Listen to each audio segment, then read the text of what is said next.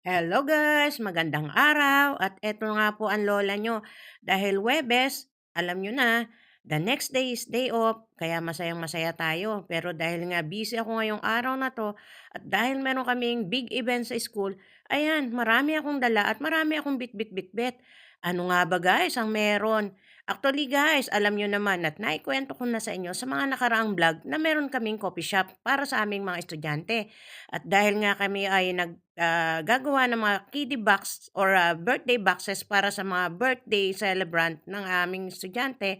Eto nga guys, merong isang parent na nag-order ng kiddie box para sa kanyang anak kasi isa-celebrate ang kanyang birthday. At gagawa po tayo ng 10 pirasong kiddie box. Ayan.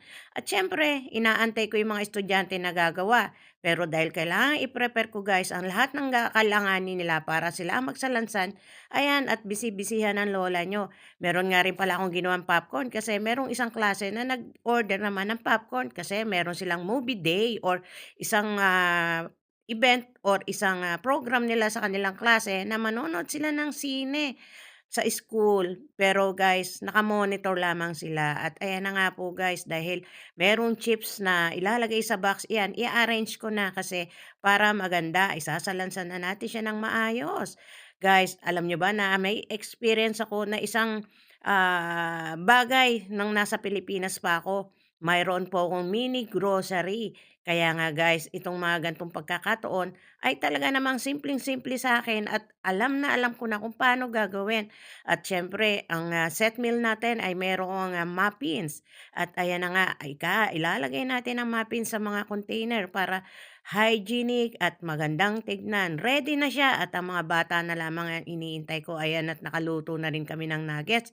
Masaya guys ang naging birthday party ng bata at isa-serve na nga rin pala yung popcorn. Kaya guys, eto po ngayon ang mga bisita namin. Nagpunta sa school namin ng Snunu, isang app para sa mga delivery. At dahil nga meron silang programa, back to school games zone, ayan, at namigay rin sila ng mga giveaway at nagkaroon sila ng mga fun activity para sa mga estudyante.